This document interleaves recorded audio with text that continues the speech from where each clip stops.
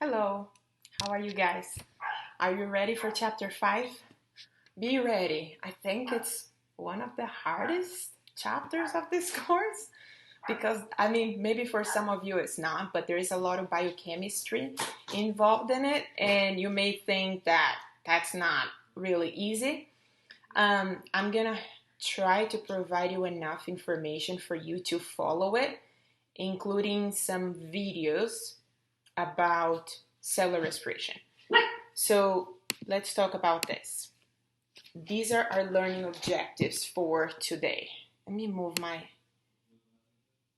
face here so you can see it. Okay, so do you see how we're going to talk about the difference between anabolism and catabolism. And then we're going to talk about what are enzymes and what are their properties. Main difference between cellular respiration and fermentation. And then which are the cofactors that get reduced or oxidized during cellular respiration. For this,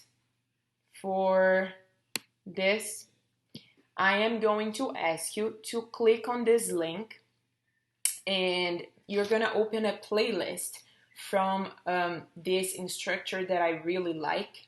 And she is going to have a playlist that is all about cellular respiration. Why am I doing this? Because you should remember I mentioned in the beginning, you should be able to remember or know what you learned in A&P, and cellular respiration is part of the A&P content. So you already had this in A&P 2, hopefully you took A&P 2 because I know it's not a requirement here, but in the end, we need to know things that were taught in A&P 1 and 2, for example, cellular respiration. So to help you to remember or to learn, please click on this link here and watch the whole playlist. It's made of 9 videos. They're all short. Watch all of them. And that's going to put you in a much better place before you continue to understand what we're going to teach here. So one advice, maybe you should stop this video, go watch the 9 playlists, and then come back to it. Okay? Cool. So what's the difference between anabolism and catabolism? So let's talk about that. Catabolism is when you break something down. Anabolism is when you're building something bigger putting together smaller molecules. Okay? So when you look at this slide, I think you may have a better idea of what each one of them are. For example, if I use glucose and I break down glucose, I am performing a catabolism reaction. When I break down glucose and I produce CO2 and water, isn't this cellular respiration? Cellular respiration. So cellular respiration is a catabolism reaction. Do you agree with me? Okay, so what else do we need to know about a catabolic reaction? You make ATP. So you get ADP plus phosphate. You include this phosphate in the ADP molecule, and that makes ATP. Adenosine triphosphate. You used adenosine diphosphate to make adenosine 3-phosphate. Okay, the more phosphates the molecule, this nucleic acid has, the more energy is attached to it. So you are actually storing energy when you break something down. On the same token, if you make something up, if you're building something, for example, you are making proteins from little tiny amino acids, right? So when you're building something up, you are spending energy, which is, think about it. If you're building a house, you have to put a lot of energy into constructing and making that house, right? Don't you agree that you're going to spend energy to do it? So think that way. Anabolic reactions spend energy. So the ATP is going to be actually broken into ADP plus phosphate. And by breaking it, you're using the, let's say, ADP. So when you have that phosphate being broken down, this breakage will create energy that you put into the protein. Cool? Okay. So let's see what. So now let's talk about this. When you look at this catabolic and anabolic reaction, you're like, but how do they happen? They could just happen by chemical attraction, but that would take a long time. So how do you speed up catabolic and anabolic reactions? You use enzymes. So that's why now we're going to talk about the catalysts, which are our enzymes, right? So enzymes are biological catalysts, and they are always very specific for their substrate. So an enzyme that is able to do one specific catabolic reaction is not going to do any other catabolic reaction, and it's not going to do any other anabolic reaction. It's going to be specific for that reaction. If it's an enzyme that works on breaking, for example, glucose into pyruvic acid, that enzyme cannot do anything else, only that task, okay? And by doing that, they lower the activation energy. So we're already talking about properties of enzymes here, okay? So this is what we're talking about. Blue is the reaction without the enzyme. Red is the reaction with the enzyme. You see how this is energy level here. Oops, that was bad. Hold on. Sometimes I get really confused with all this. But anyway, with this pad. So this is the energy level. And it's much higher when you don't have an enzyme than when you do have an enzyme. You see that? So that's one property of enzymes. So the reaction happens with less energy and may even take less time to happen. Another thing we need to know is that when you see an enzyme action, this is what it looks like, right? So the enzyme is this green molecule here. That's your substrate. And in this example, what are we doing? If you look at 1 through 5, what's happening? Do you think you're having a catabolic or an anabolic reaction? Let's see. There is a substrate here. The substrate attaches to the enzyme in the active site. So this here is called the active site. The enzyme has a shape that totally fits that spot, like a key inside a keyhole, right?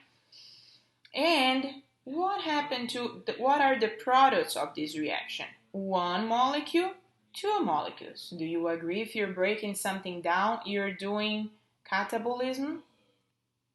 Catabolism. Oops. Okay, that's what you're doing. You're breaking something down. If you started with two particles and in the end you had a bigger particle uniting those two particles, that enzyme would be participating in anabolism. Okay? Okay.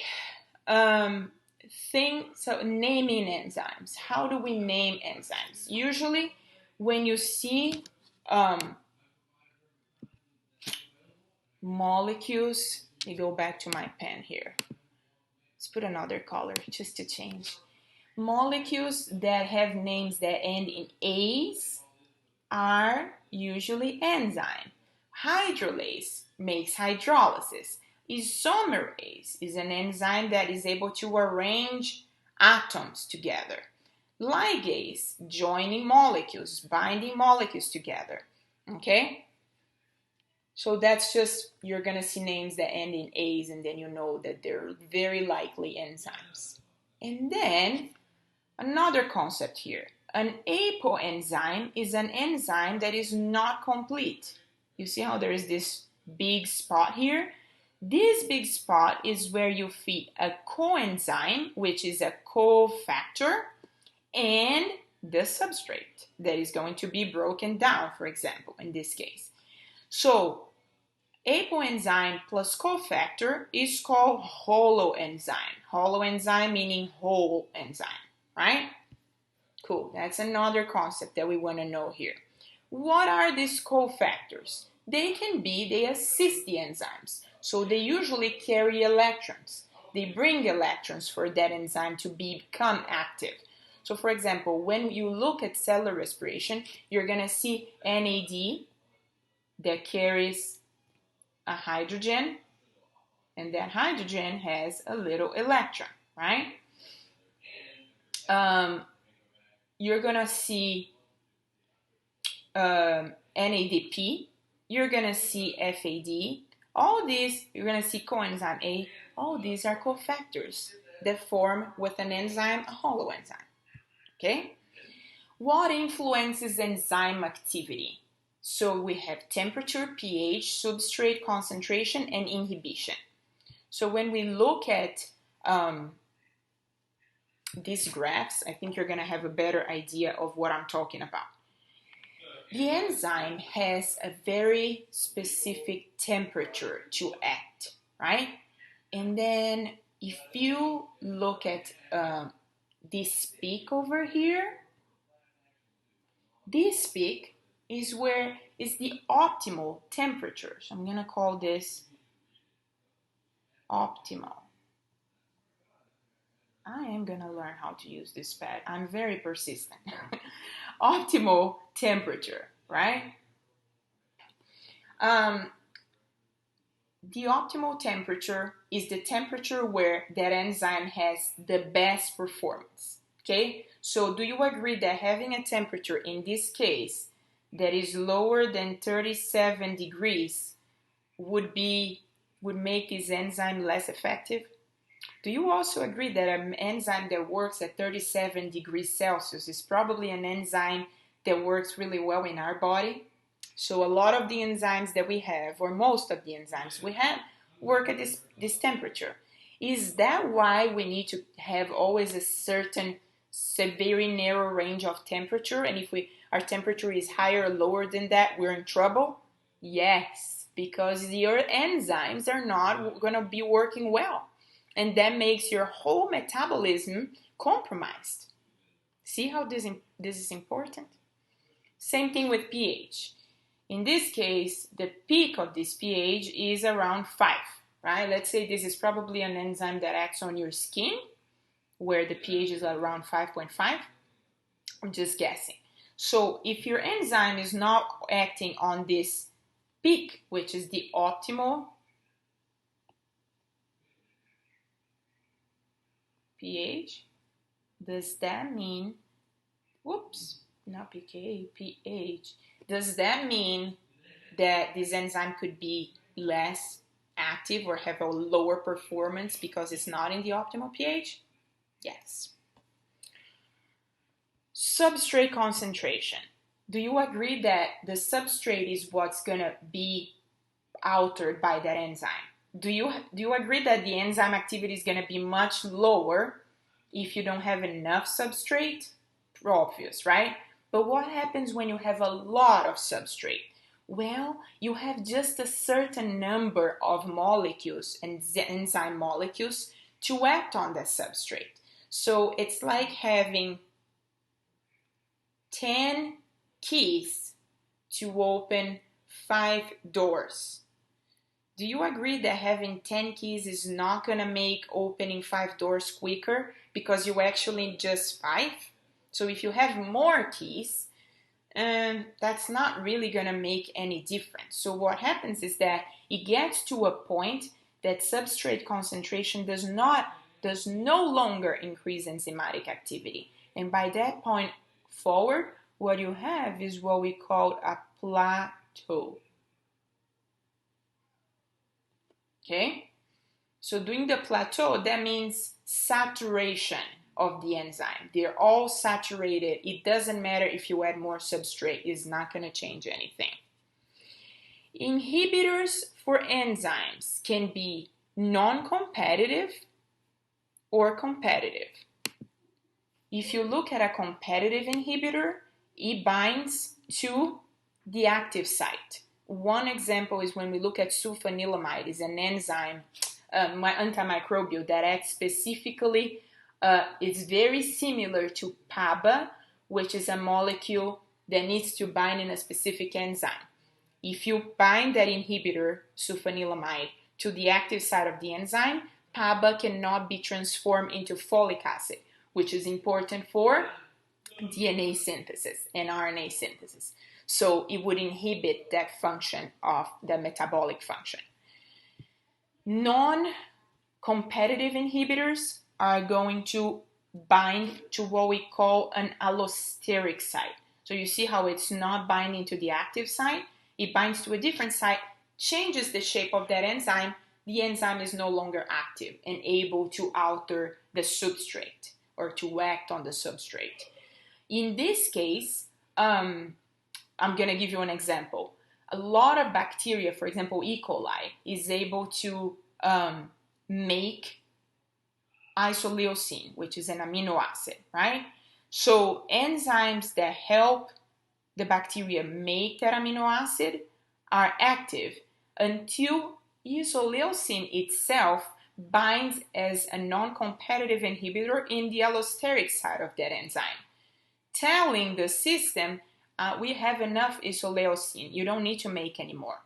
Okay, so that's one example. I'm not going to ask you examples in this specific exam, just giving you examples because I don't like to throw you a concept and not give you an example about it. Inhibition can happen also in this allosteric site, like non-competitive inhibitors, in a mechanism that we call feedback inhibition. What does this mean? It's just what I told you. I'm going to give you another example. Bacteria have enzymes that digest lactose, sugar, right? When you have a lot of lactose present, there are some bacteria that can bind, that's more genetic, but it would work the same way. That could bind to a gene. The lactose is going to bind to a molecule that would act as an enzyme and stop the production of new enzymes that would break down lactose. So why would you need enzymes to break down lactose when you have enough lactose? So you kind of like act as inhibiting that process because you no longer need those enzymes because there's no lactose present. Okay, so that would be an example of a feedback inhibition. There are other examples that are more specific to enzymes that we could talk about later. Okay, I think we are at that point where I'm going to tell you I'm going to stop and I'm going to ask you to watch these 9 videos on cellular respiration if you didn't do it before. And then we're going to start talking about the difference between respiration and fermentation and different types of respiration in the next part of this video, okay? Okay, so I'll see you in a minute. Bye.